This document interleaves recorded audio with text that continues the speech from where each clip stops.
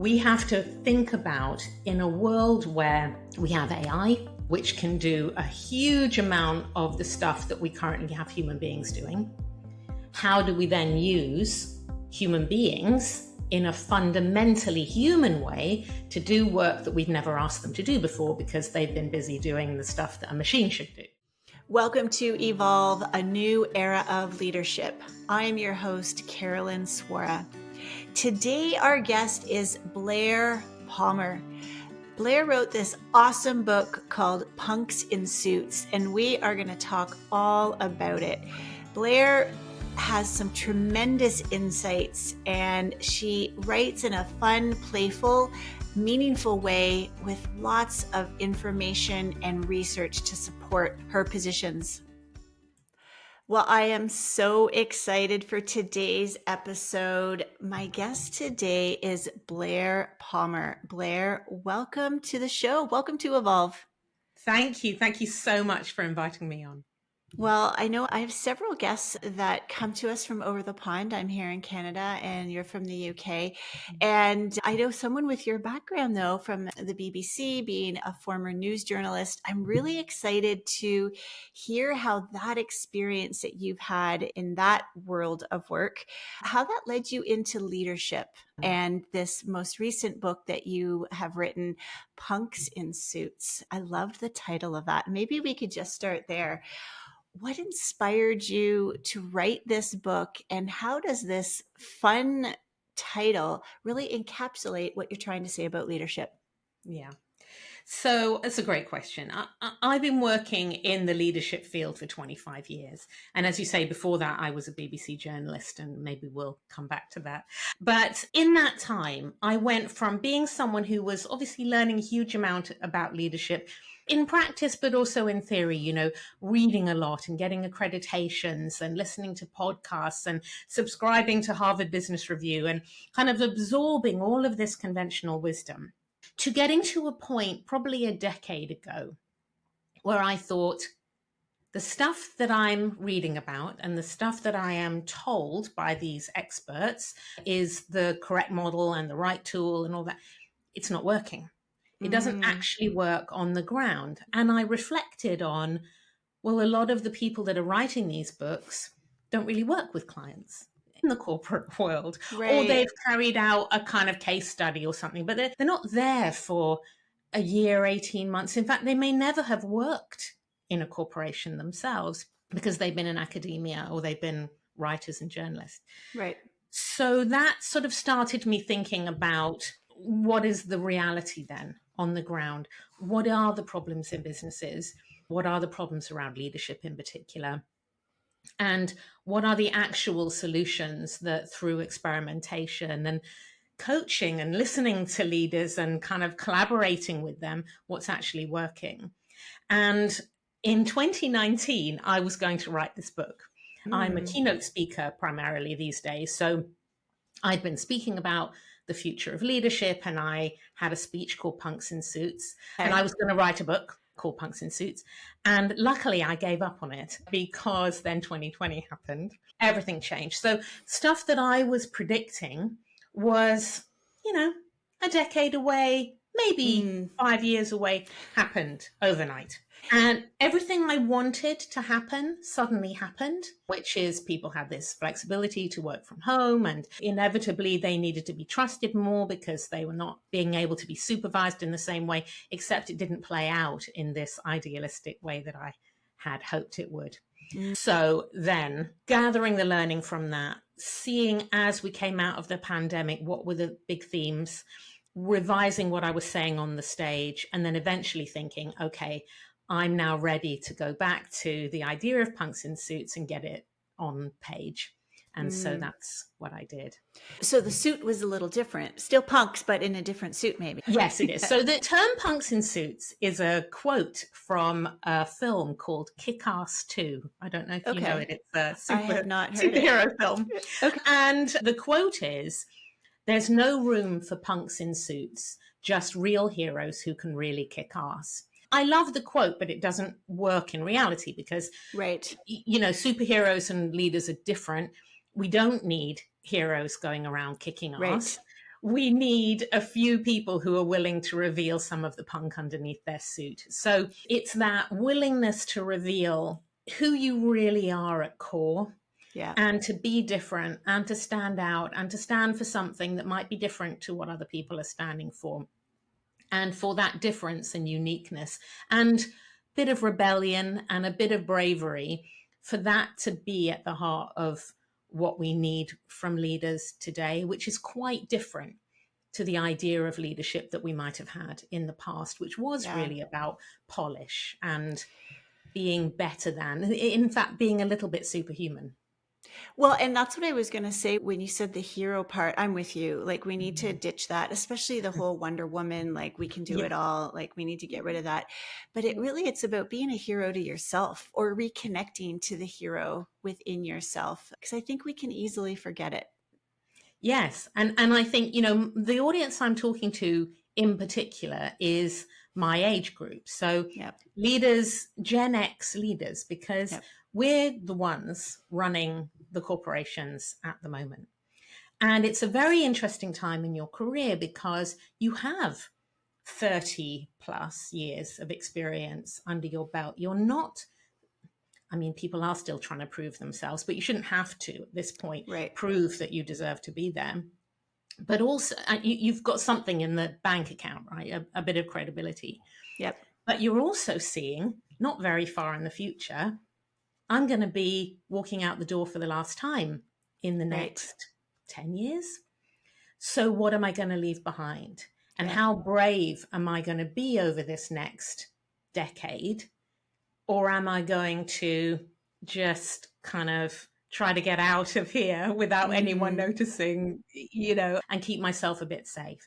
And that is the bravery, I think, is to come face to face with, you probably were in the 70s or 80s, a punk or a goth or a new wave, or you were a pop princess or something. You were something.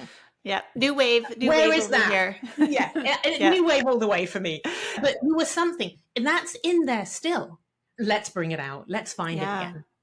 Well, and you just mentioned a word there that's near and dear to my heart, which is safe. What feels safe? And so I've been on a real journey to unpack what this word means psychologically, but also physiologically. And I'm curious to hear what changed. So you said you were going to write the book in 2019, and then the world changed overnight. Yeah. What sort of themes or premises really shifted in your book? I mean, yes, change happened, it accelerated, but what else changed about your book? So initially, I thought that what was needed was some tweaks in how we lead, a more authentic, human, connected style of leadership that I thought was missing. What I realized during the pandemic and then after is that it's much bigger than that. So the way I describe it is that we're on the cusp of a revolution in how we utilize human talent as significant as the Industrial Revolution. So we still operate our businesses along Industrial Revolution lines. We have hierarchy and we have job roles and we have teams, and it's very processes and systems. Yeah. And we have a couple of beliefs that sit at the heart of all of that justify it all, which are humans are second-rate machines. So ideally you get a machine to do it, but if you have to get a human to do it, you do, but you try to get them to be as predictable and as efficient as possible. So you put a lot of process and systems in place to make them like a machine, which doesn't work very well for human beings because we don't like that much. So then we're not only not able to bring our humanity, but our humanity is suffocated, and then we become ill, the very reverse of what works for humanity. So that's the first. And the second belief is that people are trying to get away with something. And so we need to have processes and systems and hierarchy and structures and controls and measures to stop people from stealing from the stationery cupboard and lying about their expenses. And the only way to unpick those, and probably some other beliefs, but to me, those are the core justify ones. Quite a lot, is to say that industrial model, we have to scrap it. We have to think about, in a world where we have AI, which can do a huge amount of the stuff that we currently have human beings doing, how do we then use human beings in a fundamentally human way to do work that we've never asked them to do before because they've been busy doing the stuff that a machine should do? Right. Because they And are being actually second-rate machines, right? and being monitored and controlled and Yeah, told, so we don't need any of that if right. what we need is their humanity to thrive. And therefore, we have to completely think how we organize people. We have to completely think the leadership model. And we even have to rethink the purpose of business in society. Wow. And so what did the pandemic do then compared to this, like with this fourth industrial revolution or this, this new age of technology? How did that time in 2020 really shift how we were going to respond in organizations? Yeah. I think what came to the surface was probably some stuff that had been simmering underneath. So, like I said, I was kind of anticipating some of this stuff. I just didn't know it was going to happen so soon. Okay. I think it became, and not just during the pandemic itself, we were in emergency mode. Yep. So people were doing what they needed to do, and it was survival, right? Yep. But when we came out of the end of that, I started to notice that what I thought the gains would be, we were pulling back from that. So we had an opportunity, business leaders had an opportunity to say, you know what? People are amazing. Like what they did over the last 2 Right. years is amazing. We don't need to treat them the way we thought we needed to treat them. We could allow them to choose where to work, how many hours to do, what to spend their time on. We could allow them to spend budget. We could allow them to decide on their own metrics and their own goals between themselves. They didn't do that. Instead, they said, everyone back to the office 3 days out of 5. Right. Everyone, we're going to install some new technology so we can monitor your keystrokes. We need to have more meetings because we need to know exactly what's going on. I don't want to, have a look at you on Teams and your green light isn't on. I want to know exactly where you are. This fear came to the surface really strongly. And I was so disappointed. I hear you. And it's still happening, Blaire. In fact, I know. I continue to hear more examples of it. And it's so sad. It's so sad. Yeah. Yeah. There was a real opportunity there. But I think that because leaders, and it's not their fault. So my clients are leaders and they're all wonderful people. They're doing the very best they can. But of course, it's not their job. It's my job to think about what are the fundamental beliefs that keep people stuck with certain behaviors and attitudes are driven by beliefs. But it's not necessarily for them to do that digging. They've got a full-time job. Right. It's for me to do the digging and to say, I don't know if you realize this, but when you tell people, I'm just trying to think of an example. Well, come into the office 3 days out of 5. That is because you fundamentally do not trust them the way that you trust yourself. You know that you want to do the very best for the organization and want to do great work and want it to be meaningful and want to be proud of it and don't want to let anyone down. But you don't believe that other people are as special and as sophisticated as you. Yeah. And that is why you put these controls in place. It's my job to point that out, and then they can do something with that or not. You know what I find, Blaire, is, and maybe this is a little bit of projecting from my experience being in the corporate world, is I wanted to be a good leader and toe the company line, so to speak. What I didn't understand was the system was different than what I wanted it to be. Like the reality, right? And I think trust is a perfect example. I was out of the corporate workplace as an employee. I mean, I've been consulting now for 8+ years. And I would have no issue with people working wherever they needed to work. However, if it had been mandated from, the higher folks above, that your people need to be tapping in their card 3 days a week. Otherwise, Carolyn, your ass is on the line. Yeah. Now, all of a sudden, I'm complicit in a system that doesn't really align with my values. Yes. I think there are a lot of people out there, Blaire, like that. Yes.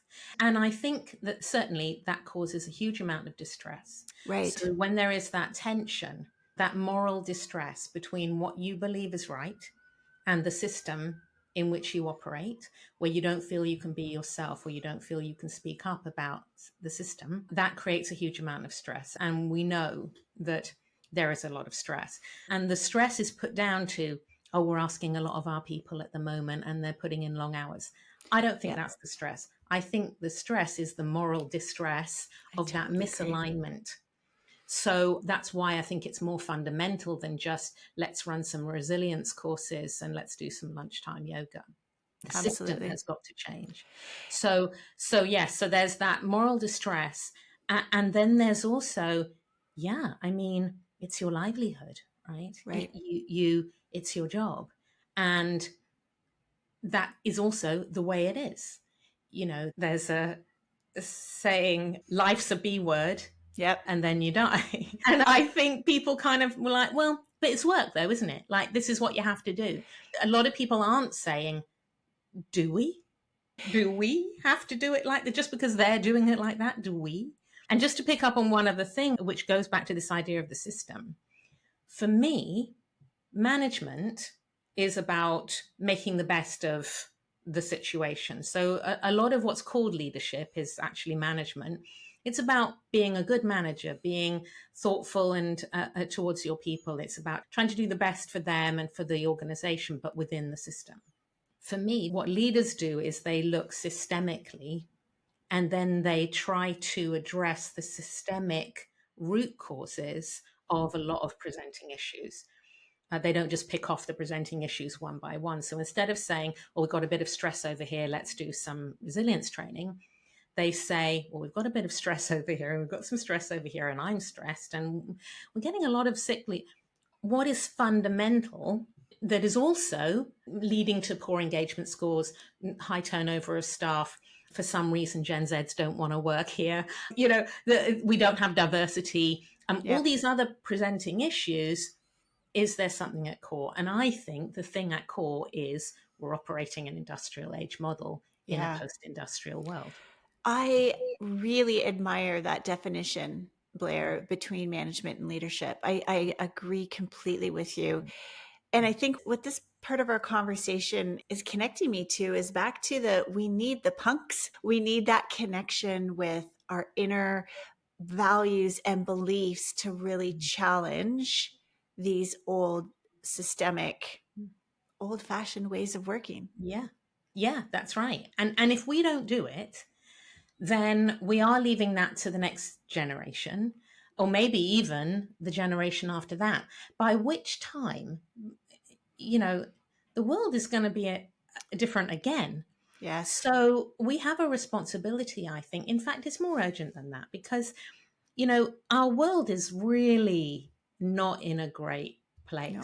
So in the book, I quote the Edelman Trust Barometer, which is a report that comes out every year on levels of trust in authority figures. Yep. I think it's been running for 20 years. It always is worse every year. Yep. And, you know, it's completely unsustainable as a planet for us to live in a world where we don't trust politicians, we don't trust the media, we don't trust businesses, and we don't trust NGOs. That means we don't trust anyone. We only trust our family, maybe the person we sit next to at work. Life becomes very small and therefore hugely dysfunctional. So how do you live a healthy and meaningful life? How do you create a healthy planet for our children and grandchildren and great-grandchildren in a dysfunctional world like that gets worse every year? You can't. So the responsibility to do something about that is actually huge. It's much bigger than I want to be a nice boss for the people that work in my team.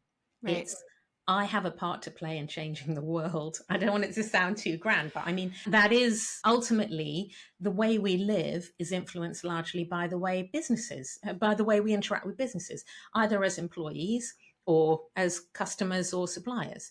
The way we dress, Yeah. the hours when we go to bed and when we wake up, the food we eat, where we live is pretty much our society is created by the way business is. So if we can change business, we can change the world.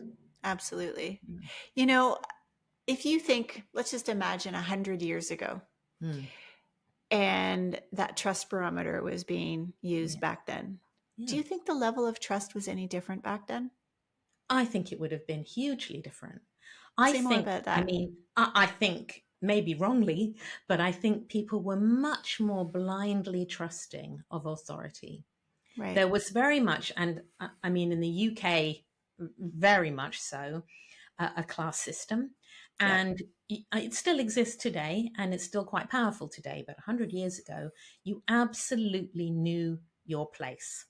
Right. And you doffed your cap to the lord and lady of the manor, and you called your boss sir, and you wore different clothes depending on where you were. You know, if did you work on the production line, did you work in the executive suite, you parked in a different car park if you had a car 100 years ago, or some people came to work in the horse and carriage and other people walked or came on their bike. Yeah. It was very much a respect for authority. You trusted what was in the newspaper. Journalists spoke to politicians with huge respect. There was none of this. So when I worked at the BBC, the style of the show that I was on was very much, Minister, give me a yes or a no answer.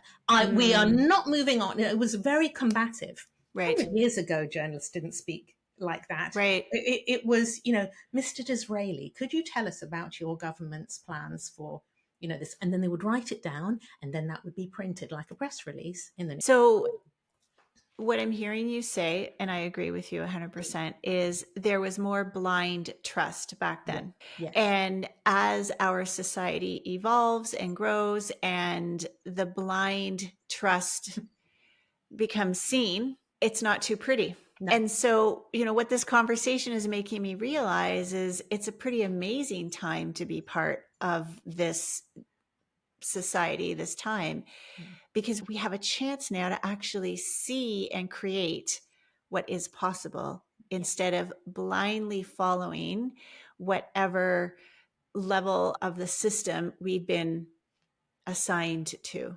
Yes, it is a massive opportunity.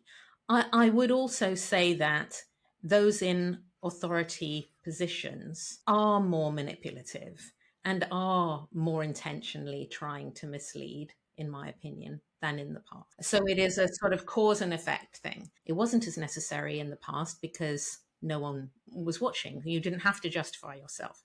And people were more respectful of authority. Today, people are less respectful of authority, and we live in a society of mistruths and half truths and false news, and politicians and everybody is very well attuned as to how to manipulate information.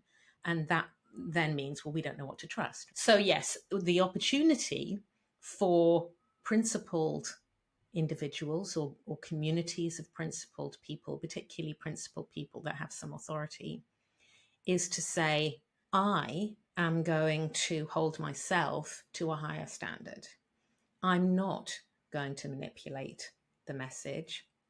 I'm going to trust people to be able to handle my truth, which I'm going to present directly. And then I am going to listen to their truth, no matter how uncomfortable it might be to hear it. And then together, we're going to work out what to do about this. And that is a really different, but hugely exciting opportunity. Right. And very different skills. Mm. And, as a fellow member of the Gen X, it's really allowing, I'm going to come back to the punk inside of us. It's allowing that punk inside of us to truly come out and really show itself. Yeah. Versus being buried into this teenage angst. Yes, that's right. I think it requires a lot of bravery. I think it requires a huge amount of self-awareness to tap back Yep. into who that person is, who maybe got a bit lost in the, Yeah. you have to be a certain type of person to succeed in business today. So you have to hide some of that. Yep. We do a fun game sometimes when I'm working with a leadership team where even if it's a team that's worked together for a long time, I feel like there will have been probably a layer of formality around the way they work, or they've just got into habits of working together. And so, what I ask them to do is to bring in from home on day one of the session we're running something that tells us a little bit about who they are. And the very act of bringing an object from home kind of blurs the boundary between their work self and their home self. But very often they will bring in a piece of music. And Really? as we sit and listen to their piece of music, or a photo of them in a band, or a photo of them at a gig, or, from that is so, or a ticket stub from a concert they went to when they were 18 years old. All the years of formal polish and pretense and playing the game fall away. And they reconnect with each other. I'd go so far as to say they fall in love with each other a little bit. Yeah. And then we can start our meeting. Then we can have actual conversations, because it's very hard to hide again after It that. is. Yeah. And so now we're a bunch of human beings talking about human things. And what's your experience, Blaire, when they leave that experience and they get back into the environment where the formality is like just a strong presence? How do they maintain that connection that they had in that time? Yeah, well, that's very difficult. So Yeah. it can be anywhere on a spectrum. So some groups are so enlightened by that they make that happen over and over again. Oh, Right. they involve me. That happens too. And some think that, oh, that was for that, but now back to the real world. And they're anywhere in between. Yeah. There's actually a danger around that connection, though. So one of the things I have seen, which I'm very wary of, is that group, let's say it's the executive team, really connected at a human level. And now they have this level of trust and openness with each other that they've never experienced before at work, but they keep it to themselves. And so then the team beneath them suddenly starts feeling excluded. Like, oh, they're a team separate to us. What I've very rarely seen, and I have to encourage it and actually sort of make them do it, is to say that can also happen Yep. there and there, and kind Right. of that is the way you need to be now, and that is the bigger leap. People are quite happy with team building, but the concept that we need to have this level of connection with anyone that we relate to at work and outside, that's huge and terrifying Right. for a lot of people. And I know in your book, you talked about sort of two elements of trust. And I think that really, if we are to bring the conversation back to trust, that's how this kind of change is going to permeate our organizations to really shift the system and change out of the first industrial revolution into the fourth. Will probably be the fifth or sixth by the time we get to it. Can you talk a little bit more about how leaders can be more intentional about how they're using trust in their leadership? Yeah. So, like you said, two aspects to this. The first is, am I trustworthy? Okay. And the second is, am I willing to trust? So, the trustworthiness is a little bit more obvious, right? Am I a person of my word? Do my words and deeds align? If I say something's important to me, do I stand up for that? And we need people who will, particularly when it's uncomfortable to do so. We don't necessarily need them to win. We don't need people to say, this is what I believe and I will go to my deathbed. They're just part of the conversation, but it's Right. the willingness to put it on the table, at least for consideration. And the other part of being trustworthy is that willingness to reveal something of yourself. When we reveal something of ourselves, then people are more likely to trust us because we've shown that vulnerability. We've shown up as a human being. So that's being worthy of trust. But the willingness to trust is more challenging because we have this idea, well, you have to prove to me that you are worthy of trust before I'll Right. trust you. So I'm not just willing to trust. I don't trust you, but if you prove to me over the next 6 months, 5 years, whatever, that I can trust you, then I will extend more trust to you. That's just not going to work because it's a vicious cycle. That the less you trust people, the less you will have reason to trust them. So this is really about examining the limits that you put on your willingness to trust, and then extending your or reducing the limits on that willingness to trust, and then doing that some more and some more. So you look at all the ways you demonstrate that you don't really trust people, and then you take those out. And that might be, I mean, the example that I use is the signing off of expenses. And it goes back to this idea that, well, people are probably trying to get away with something. What if they aren't? What if they really can see that investing here will deliver a benefit far beyond the cost? And if you trust them enough to share with them the full financial picture and all the different moving parts that they will have to consider, and you trust them enough to share your expertise with them, and you trust them enough to connect them up with other experts in the organization and outside so they can make informed decisions, then you can trust them to decide whether that investment is worth it or not. Right. And people are managing their budget at home all the time, and most of them are doing a pretty good job. So they know that, yes, it would be nice to buy a Ferrari, but I can't afford a Ferrari. The same way as it would be nice to buy a new tech system, but we can't afford a new tech system. But there is something we can do with our current tech system at a fraction of the price if I can just spend that money without having to go through a lot of hoops to get it.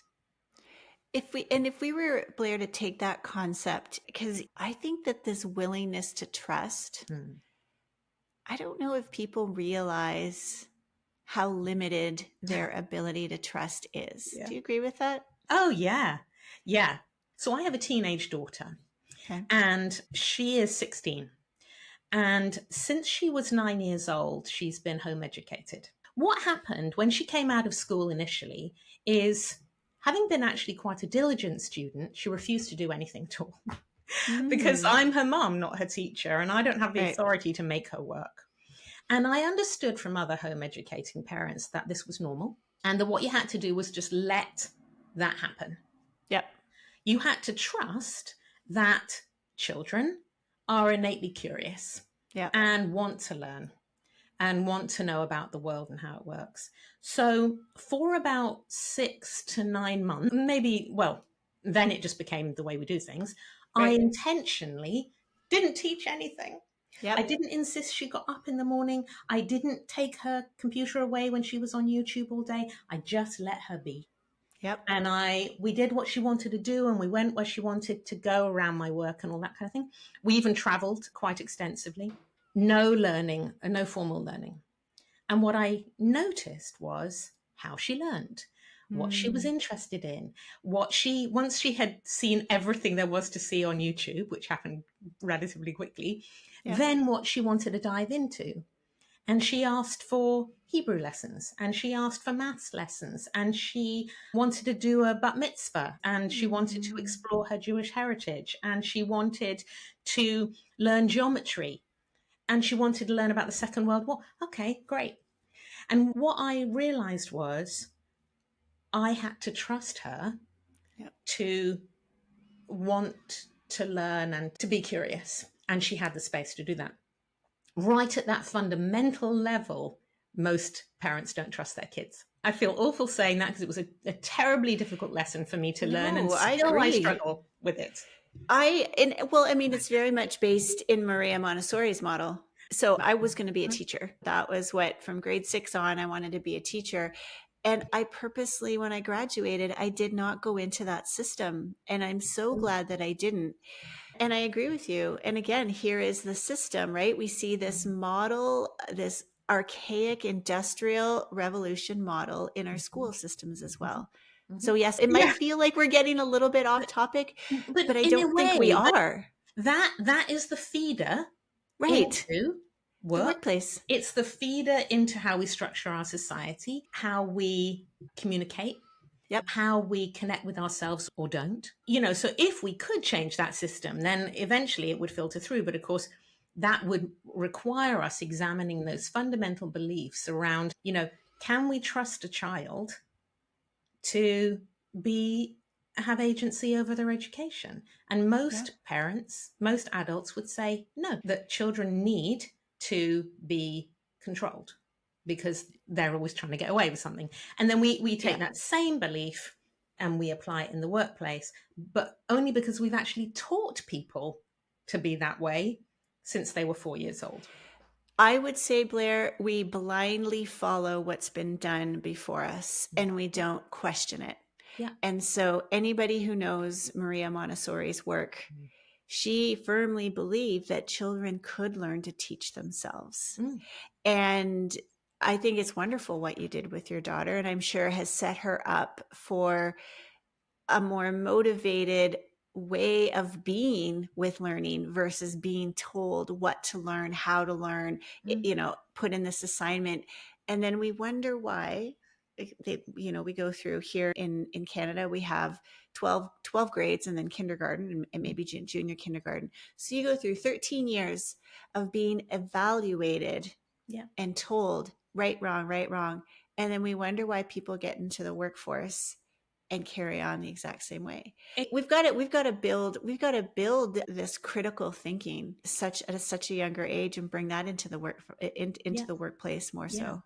And Yeah, it's a real problem for businesses. I mean, a lot of the it leaders that really I is. speak to say, we've got young people coming into the workplace today who don't know how to work, don't know how to work in that environment. And there's Yeah. one reason is that this generation, the Gen Zs that are entering the workforce now, were massively impacted by the pandemic. So Yeah. their education was hugely disrupted. The first few years of their working lives were remote.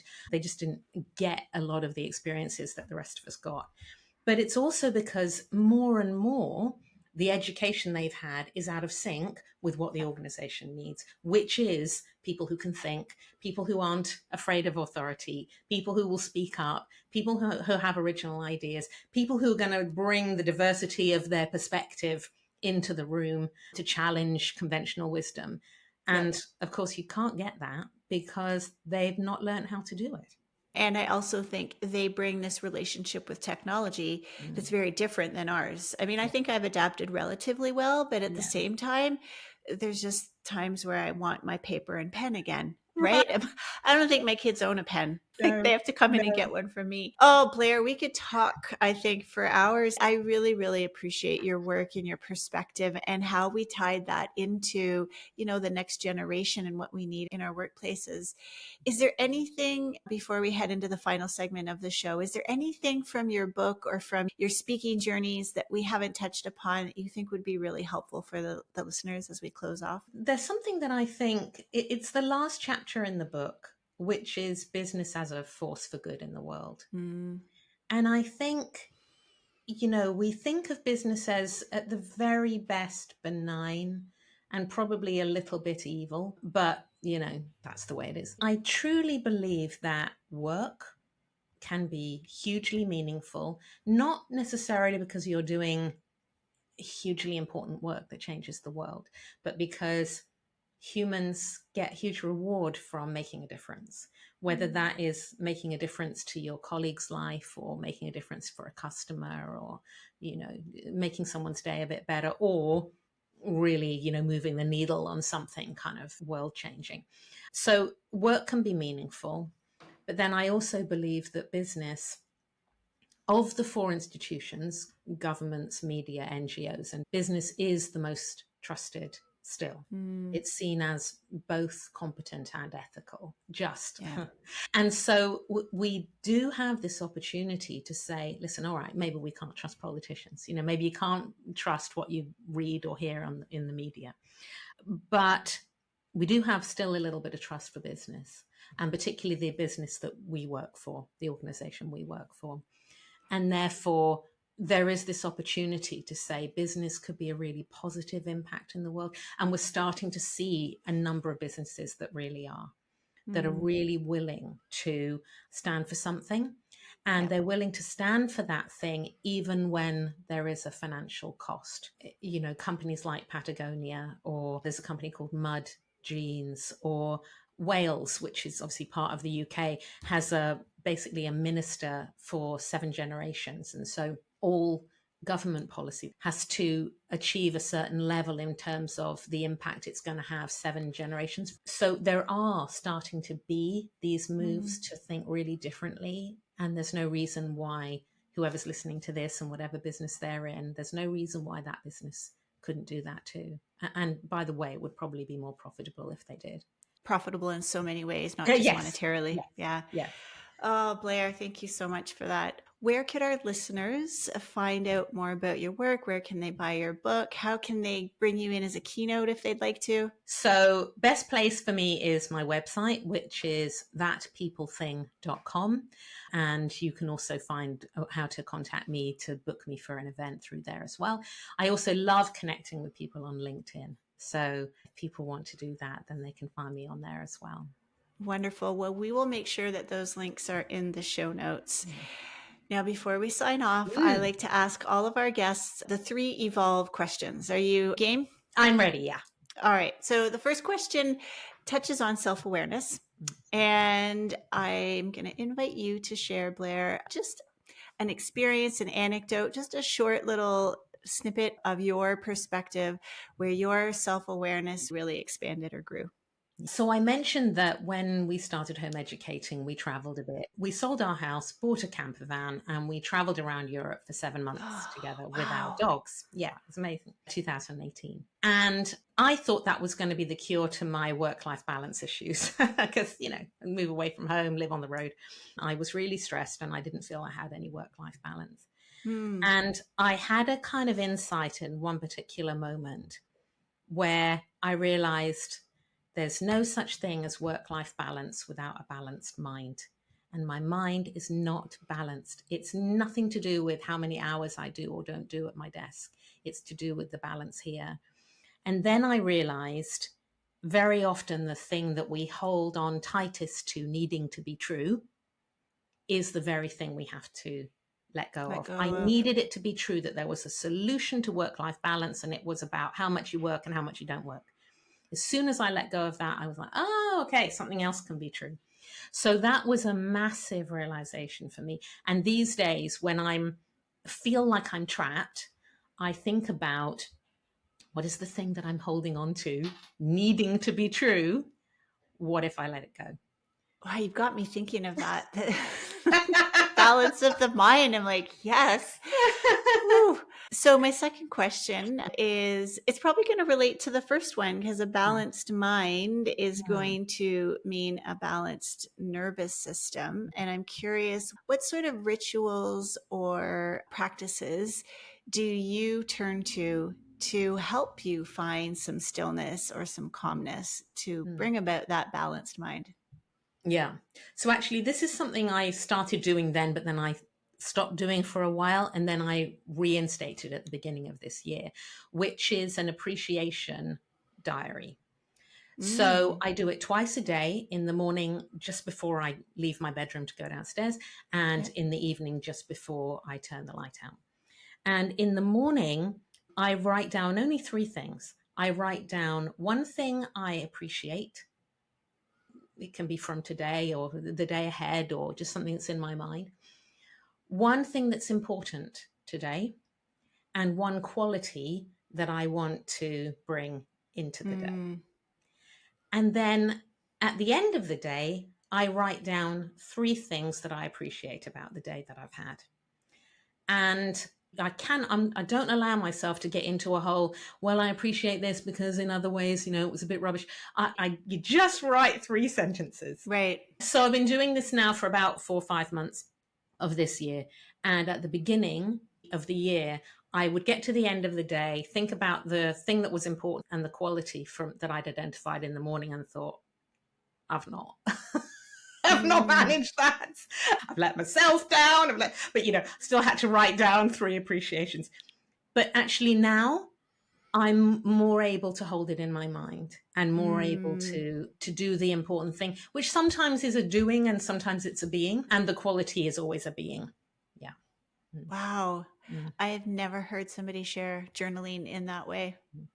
Yeah. Yeah, that's amazing. Thank you. Now, the last question comes about to music. Mm. And it is a question about connecting to something bigger than yourself, which I believe we can do through music. So is there a song or genre of music that really inspires a sense of awe or wonder, something bigger than yourself? So my favorite music is the music from my teenage years, Right. bit of Duran Duran, bit of Blondie, The Cure. But when I was thinking specifically about this question, that connects me with myself when I was a teen, and that's important for my sense of who I still am today. Right. But actually, the piece of music that I've chosen is Handel's Messiah, which is obviously a huge, many hours long piece of music, so I'm cheating in a way. But the reason for that is it has some meaning in my family. Every year there's a big concert in London at the Royal Albert Hall, where members of the public and choirs come and sing the Messiah. There's no audience, just the whole place is full of people singing. And it's divided up into four, so all the altos sit over here and all the basses, etc., sit over there. And you might be sitting next to someone you don't know, but you've been rehearsing at home. And I did this some years ago with my mum, who's now passed away. And we had the most amazing time practicing for it and then actually being in it with, I don't know how many, 20,000 voices, something extraordinary. And we also, on Christmas Day, always have the Messiah on when we wake up in the morning and we start preparing for the day. So I find that music has so much resonance and so much power, and always different bits of it bring a tear to my eye. So that's what I've chosen. As you were, I had like 4 different times there where chills were just going down my back. I find it a moving piece as well. And maybe there's something to like my British heritage, but I find it very powerful. And I do need to say that my new wave years or my youth, my favorite bands were mostly from the UK. Orchestral Maneuvers in the Dark is my most favorite band. They're coming again this year to Canada. Yeah. Great. So yeah, I love that music as well. Wonderful. Well, Blaire, it has been just an absolute pleasure to have you on the show. I am going to encourage all of the listeners to buy your book, hear what you have to say, because it's inspiring. It's not like sad. It's hopeful and inspiring and fun and playful, which I think we all need a little bit more of in our life. We do. Yeah, we do. Thanks for joining us, Blaire. Take care. Thank you. Well, after this conversation with Blaire, I just want to go turn on my music and listen to all the new wave music that I so adored when I was a teenager. I'm really grateful for this conversation with Blaire because she reminded me of the inner punk inside of me. Maybe I wouldn't have used that word before this conversation, but that inner punk, that girl back in my teen years, was much less inhibited, much more resolute with what she thought was right and wrong. And somehow that got a little bit muted over the years. So I'm really thankful for this conversation with Blaire, really reminding me to trust in myself and trust that breaking the status quo is a good thing, I hope you enjoyed our conversation. I know we talked about a lot of different things. Yes, we talked about punks and suits, and we went into a little bit of parenting there as well, but all really in search of finding deeper, more meaningful ways to do our work. If you would like to learn more about me and the work I do, you can find me at carolynswora.com. And if you like this podcast, please feel free to share it with your friends, family, coworkers. And if you could leave a review, a rating, a subscription, or press the button to subscribe, really appreciate that too. Thanks for tuning in. We'll see you again soon.